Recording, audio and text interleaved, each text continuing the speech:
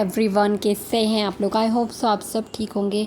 तो last night को जो हमारे यहाँ पर मूंग के दाल के मतलब नमकीन पराठे बने थे ना, वही सभ्या ने बोला था मैं लंच बॉक्स में वही लेकर जाऊँगी।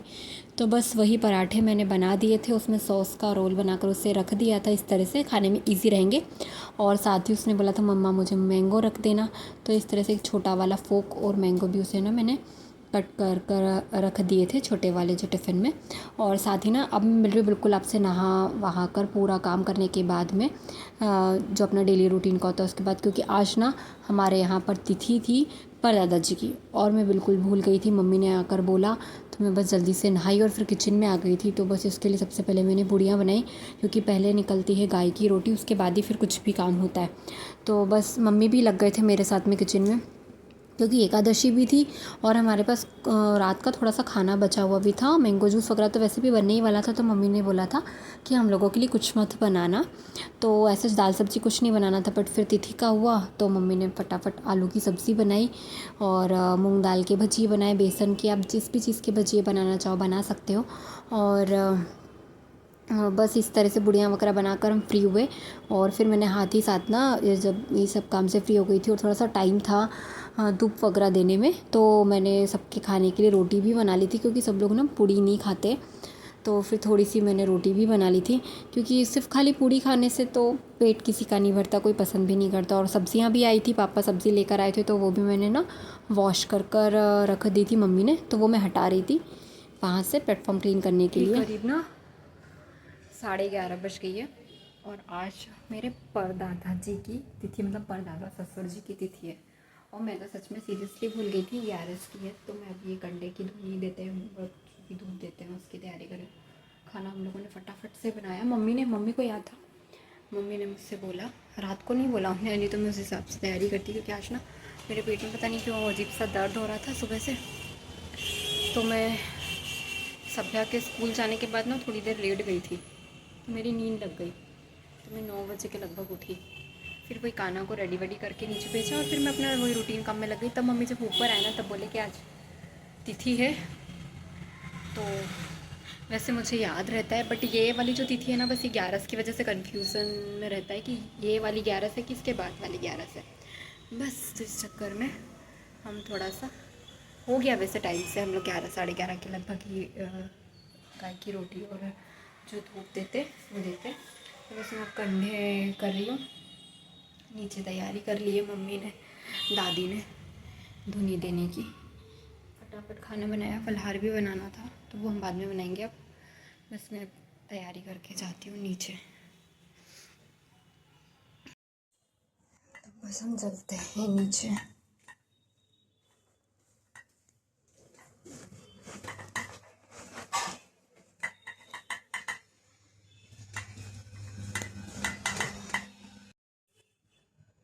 कैसे डल जाए कपड़े से।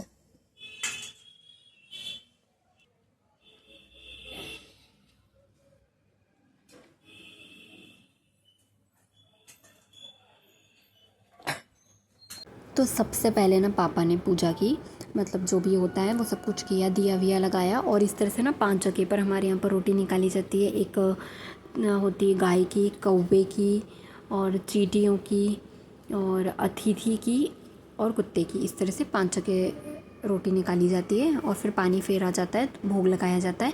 फिर मम्मी ने किया, मम्मी ने साथ ही ना कानू से भी करवाया था। हम कानू से करवाते हैं, वो प्रॉपर तरीके से कर नहीं पाता, बट हाँ उससे करवाते हैं, क्योंकि हम उसे अभी से सिखाएंगे ना तब जाकर वो आगे तक ये सारी चीज़ें सीख जाएगा। तो बस बारी बारी से सब लोगों ने पूजा पाठ किया। फिर वो जो भी ये सब होता है ना, फिर आजकल तो ये सब चीज़ें मिलती नहीं है, चींटियाँ वगैरह, तो सब कुछ इकट्ठा कर कर हम गाय को ही दे देते हैं।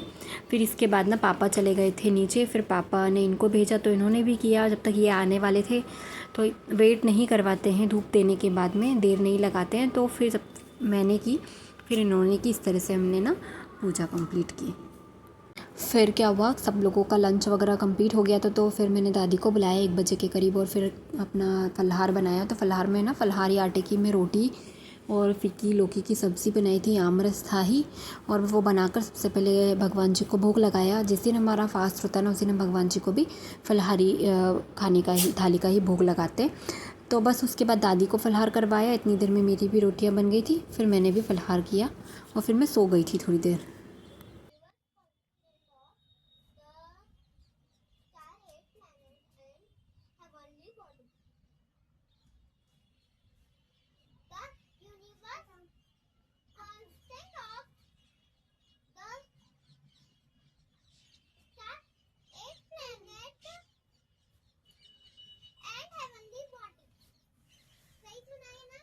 हाँ, आगे सेकंड वाला याद करो।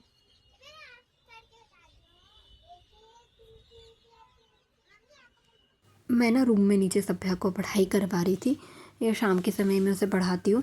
तो कान्हा वहाँ पर बहुत ज़्यादा परेशान करने लगा था, चिड़चिड़ कर रहा था। तो मैंने सोचा चलो छत पर लेकर चलती हूँ, वहाँ पर सभ्या की पढ़ाई हो जाएगी।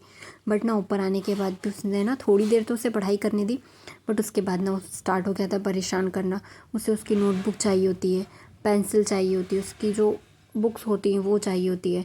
वो बिल्कुल भी पढ़ाई नहीं करने देता। अगर आपके पास 2 बच्चे हैं और एक बहुत ज़्यादा छोटा, ये 2 से 3 साल की एज के बच्चे ना ज़्यादा परेशान करते हैं। उनमें बड़ी क्यूरोसिटी होती है कि क्या कर रहे हैं, हर चीज़ उसे चाहिए होती है, पेंसिल उसे चाहिए होता है। बड़ा मुश्किल होता है इन 2 बच्चों के साथ में डील करना। और ये भी कोई इतनी बड़ी नहीं है कि अपने आप से पढ़ ले, उसे समझाना पड़ता है क्वेश्चन आंसर्स अगर लर्न करना है। और अभी एकदम से 3rd क्लास में ना उसे थोड़े से बड़े बड़े आंसर्स आ गए, तो थोड़ा सा समझा कर ईजी वे में ना याद करवाना पड़ता है। बट ये छोटे बच्चे बिल्कुल बड़े बच्चों को पढ़ाई नहीं करने देते, बहुत ज़्यादा ज़िद करते हैं। इस तरह से इसने मुझे ना बिल्कुल बहुत ज़्यादा परेशान करके रख दिया था।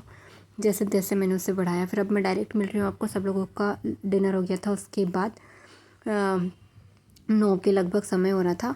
तो सभ्या ने एक दिन पहले ही मुझे बता दिया था कि वो लंच बॉक्स में भिंडी ले जाएगी। तो भिंडी पहले जब आती ना सब्ज़ियाँ हमारे यहाँ पर, तो मम्मी हाथ के साथ ही ना उसे वॉश कर कर रख देते हैं। तो बस उससे पूछने के बाद में ना फिर मैंने सब्ज़ी को कट कर कर रात को ही रख लिया, क्योंकि भिंडी ऐसी सब्ज़ी है कि आप उसे एक दिन पहले कट कर कर रखते हैं ना तो वो ज़्यादा अच्छे से बन जाती है, जल्दी बन जाती है। और सुबह में इतना टाइम नहीं होता, क्योंकि कभी कभी बाई चांस अगर आप उठने में लेट हो गए तो आप और ज़्यादा लेट हो जाते हो।